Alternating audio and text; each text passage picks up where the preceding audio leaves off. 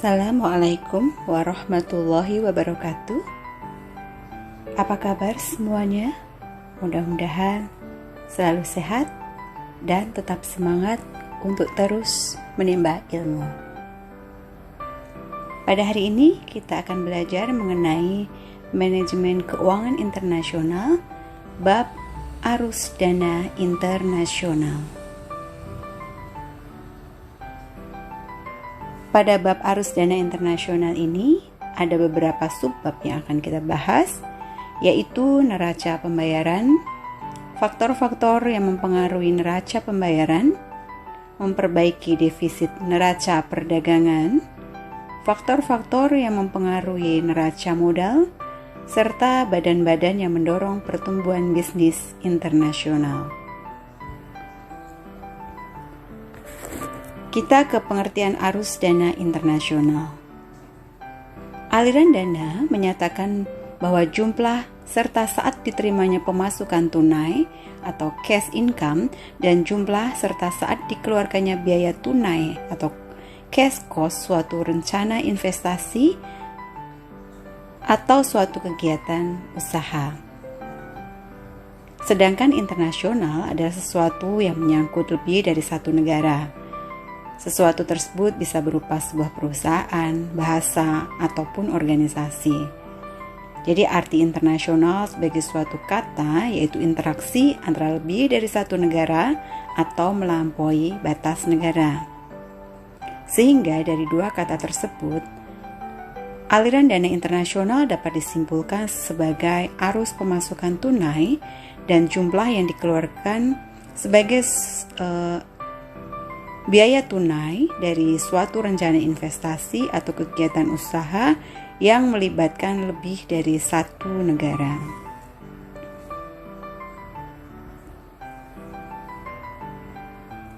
Sini kita akan belajar mengenai neraca pembayaran. Apa yang disebut dengan neraca pembayaran?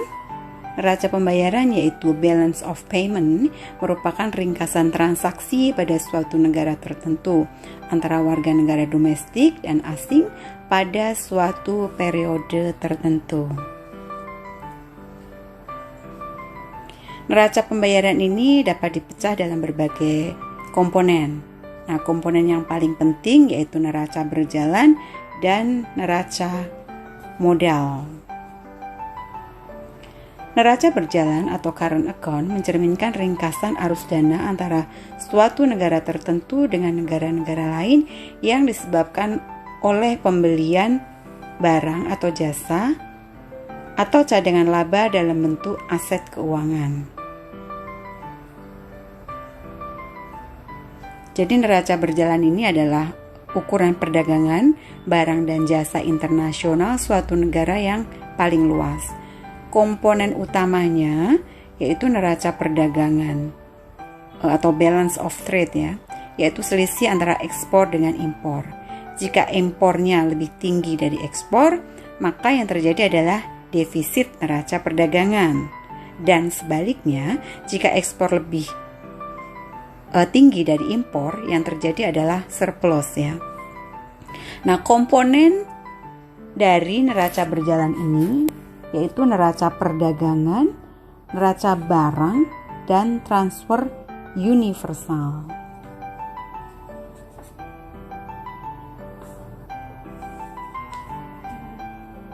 Neraca barang dan jasa,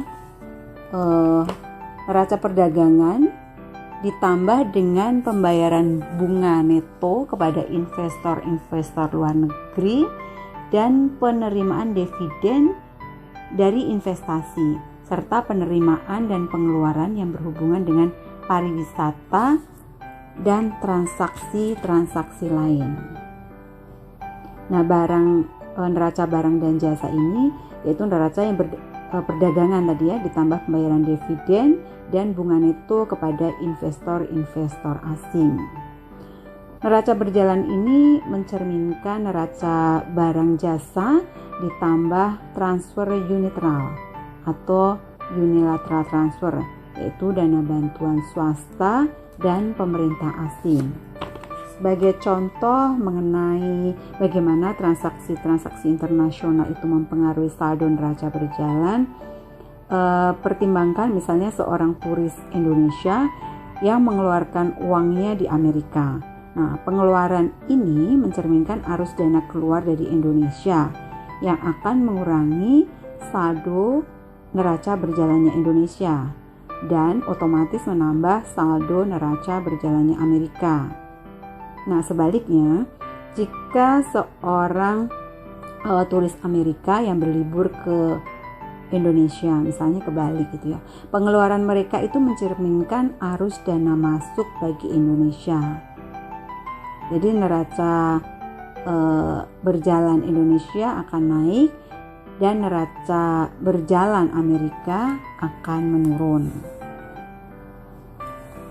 Ya.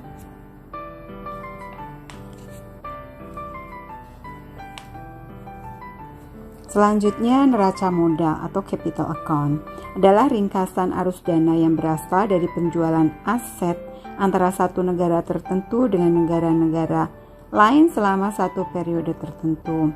Komponennya yaitu investasi asli langsung, portofolio, dan investasi modal lain. Jadi neraca modal ini mencerminkan perubahan-perubahan dalam kepemilikan aset baik jangka pendek dan jangka panjang suatu negara. Kemudian kita akan membahas faktor-faktor apa saja yang mempengaruhi neraca berjalan. Karena saldo neraca berjalan sebuah negara ini dapat secara signifikan mempengaruhi perekonomiannya, maka penting ya untuk mengidentifikasi dan memonitor faktor-faktor apa saja yang mempengaruhi neraca berjalan. Faktor-faktor yang paling berpengaruh antara lain yaitu yang pertama adalah inflasi. Jika laju inflasi sebuah negara meningkat relatif terhadap inflasi negara-negara mitra dagangnya, neraca berjalannya akan menurun. Konsumen dan kerjasama atau persekutuan dalam negara tersebut akan membeli lebih banyak barang dari luar negeri. Ini dikarenakan tingginya inflasi lokal ya. Sementara ekspor ke negara-negara lain akan menurun. Kemudian yang kedua adalah pendapatan nasional. Nah, jika tingkat pendapatan nasional sebuah negara meningkat dengan persentase yang relatif lebih tinggi dari negara-negara lain, neraca berjalannya akan menurun. Jika pendapatan real, yaitu pendapatan yang telah disesuaikan dengan inflasi tadi meningkat, konsumsi barang juga akan meningkat. Sebagian peningkatan konsumsi akan diwujudkan dalam pembelian produk-produk impor. Faktor yang ketiga yaitu restriksi pemerintah. Ada beberapa restriksi dari pemerintah. Yang pertama yang biasa dikenakan yaitu tarif, yaitu pajak yang dikenakan oleh pemerintah atas barang-barang impor. Jika pemerintah sebuah negara mengenakan pajak atas barang-barang impor atau yang sering disebut tarif, maka harga dari barang-barang impor tersebut bagi konsumen akan meningkat. Contoh besarnya tarif yang dikenakan oleh pemerintah Amerika. Ini rata-rata lebih rendah dari tarif yang dikenakan oleh pemerintah negara lain. Namun sejumlah industri relatif sangat dilindungi daripada industri-industri lainnya. Produk-produk pakaian dan pertanian Amerika secara historis menerima lebih banyak proteksi dari pesaing-pesaing asing. Nah, peningkatan atau perluasan tarif di Amerika ini akan meningkatkan saldo neraca berjalan Amerika. Nah, kecuali kalau negara-negara lain juga melakukan tindakan-tindakan balasan ya. Yang kedua adalah kuota, yaitu batas maksimum yang dikenakan pemerintah atas barang-barang yang dibolehkan untuk diimpor ke dalam suatu negara.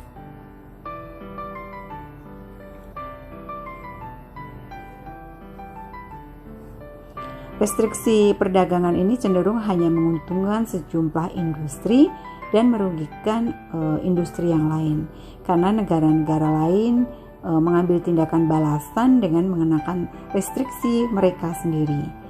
Dalam hal ini, impor oleh kedua negara bisa berkurang sehingga tingkat neraca berjalan tidak jauh berbeda dengan level sebelum adanya restriksi tambahan.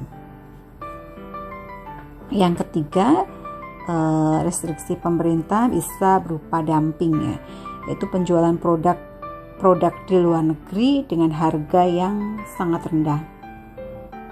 Itu suatu praktek yang dianggap sebagai akibat dari subsidi yang disediakan kepada perusahaan oleh pemerintahnya. Nah, dumping ini seringkali dirasa sebagai suatu hasil dari tadi subsidi pemerintah ya kepada para eksportir. Dalam sebagian besar kasus, tarif-tarif yang dikenakan oleh pemerintah AS ditujukan untuk melawan subsidi-subsidi yang mungkin memberikan keunggulan harga yang tidak adil kepada eksportir. Nah, pemerintah asing biasanya akan melakukan tindakan balasan dengan mengenakan hambatan-hambatan perdagangan mereka sendiri atas barang-barang impor dari Amerika. Nah, tren yang mengganggu perdagangan bebas ini kemungkinan akan terus berlanjut ya, karena sulitnya menentukan apakah suatu produk tadi benar-benar telah didumping atau tidak, yang kemudian mengarah pada perbedaan pendapat antar negara ya. Yang keempat, faktor yang mempengaruhi neraca berjalan adalah nilai tukar atau kurs valuta.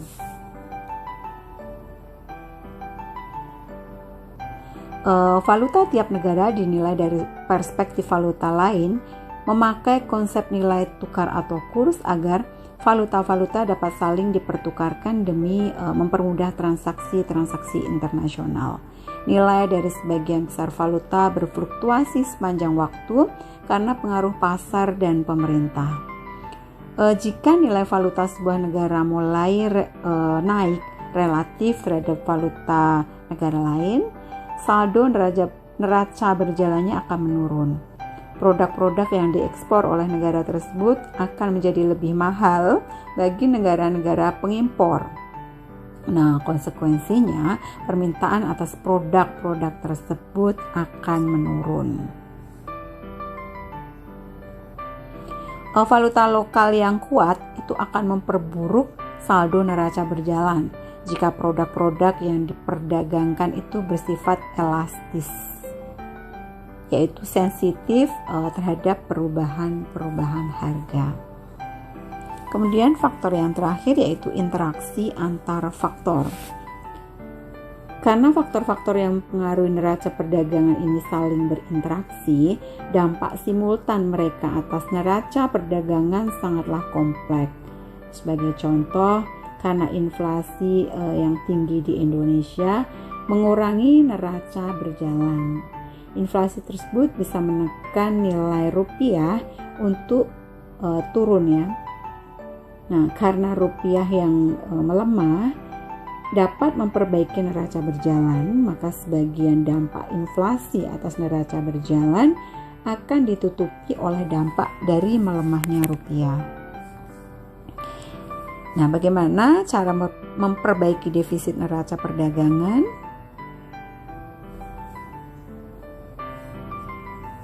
Ada beberapa cara. Yang pertama, setiap kebijakan yang akan meningkatkan permintaan luar negeri atas produk domestik akan memperbaiki posisi neraca perdagangan. Jadi permintaan luar negeri bisa meningkat jika harga ekspornya menjadi lebih menarik. Hal ini bisa terjadi jika inflasi dalam negeri relatif rendah atau jika nilai valuta mengalami depresiasi, sehingga membuat harga impor menjadi lebih rendah dari perspektif negara-negara lain. Yang kedua, bisa dengan kurs mengambang atau floating exchange rate yang bisa mengoreksi ketidakseimbangan perdagangan internasional. Defisit neraca perdagangan itu menyeratkan bahwa negara yang dimaksud menghabiskan lebih banyak dana untuk membeli produk luar dibandingkan dana yang diterima dari ekspornya ke luar negeri. Nah, Karena negara tersebut menjual valutanya untuk membeli produk luar negeri dalam jumlah yang lebih besar daripada permintaan luar negeri terhadap valuta tersebut, nilai valuta tersebut akan menurun. Nah, penurunan ini akan mendorong lebih banyak permintaan atas produk-produk negara tersebut di masa depan.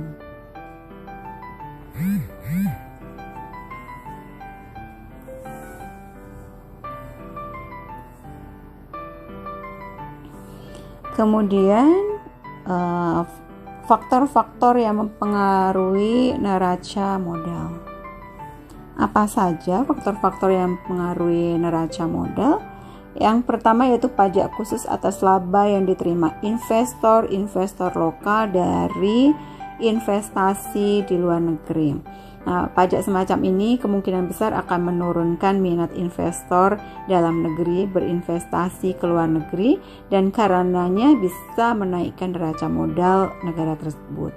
Negara-negara lain yang dirugikan oleh pajak ini bisa juga mengambil langkah balasan dengan mengenakan pajak serupa atas investor lokal mereka.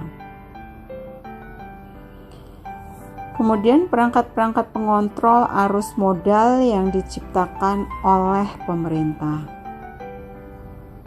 Dalam beberapa dekade terakhir ini, pelan-pelan telah terjadi liberalisasi perangkat pengontrol arus modal internasional. Sejumlah negara seperti Kanada, Jerman, Amerika sejak dahulu tuh tidak memiliki banyak perangkat pengontrol arus modal.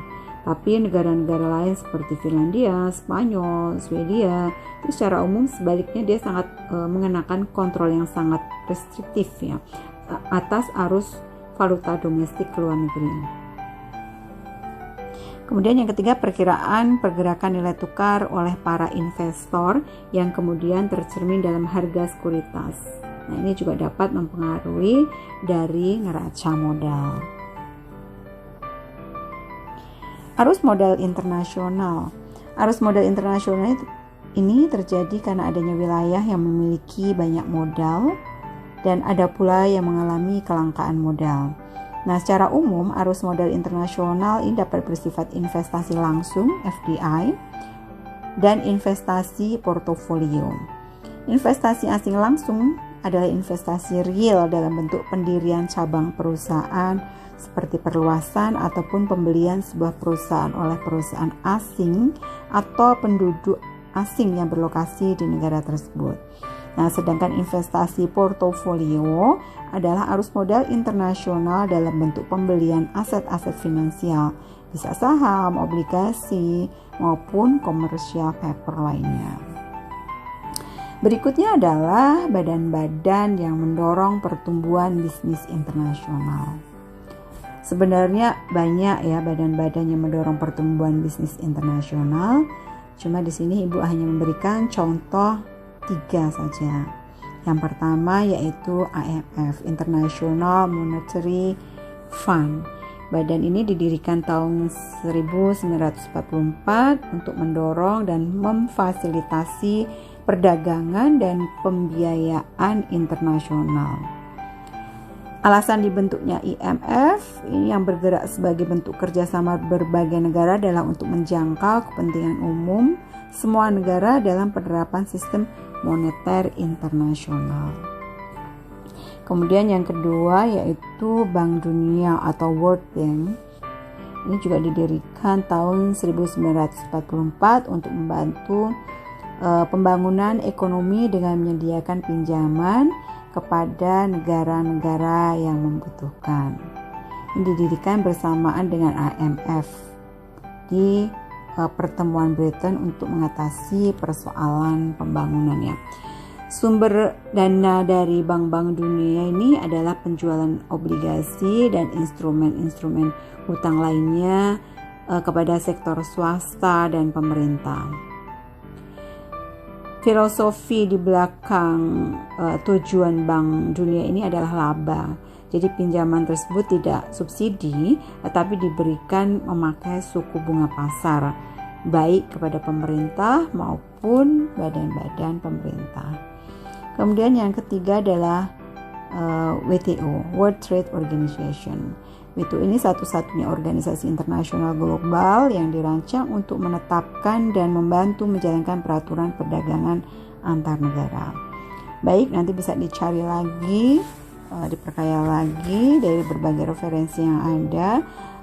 Organisasi-organisasi apa lainnya ya yang mendorong pertumbuhan bisnis internasional. Baik, quote kita hari ini adalah barang siapa yang menginginkan soal-soal yang berhubungan dengan dunia, wajiblah ia memiliki ilmunya.